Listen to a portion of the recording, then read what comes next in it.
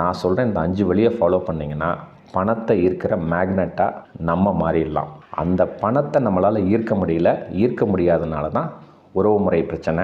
நான் என்ன செஞ்சால் இந்த பணத்தை ஈர்க்கலாம் அப்படிங்கிற ஃபார்முலாவுக்கு ஃபஸ்ட்டு வாங்க.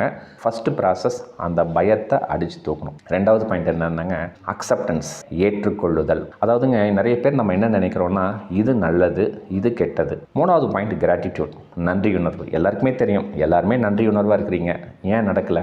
4வது விஷயம், ரொம்ப முக்கியமான விஷயம், பிடிப்பு இல்லைன்னா பற்றுன்னு சொல்லுவாங்க. இதில் ஆன்மீகத்தில் சரணாகதின்னு சொல்லுவாங்க. 5வது விஷயம், இந்த 5வது விஷயத்தை நீங்கள் செயல்படுத்திங்கன்னா வாழ்க்கை ரொம்ப சூப்பராக இருக்கும். நீங்கள் என்ன கேட்குறீங்களோ பொருளாதாரம் உங்களை நோக்கி ஈர்க்கும். நம்ம கடன் பிரச்சனை, தொழிலில் ஒரு டெவலப்மெண்ட் இல்லை, வேலையில் திருப்தியாக செய்ய முடியல, அத்தனைக்கும் உடனடியான மாற்றம் சிறப்பாக கிடைக்கும்.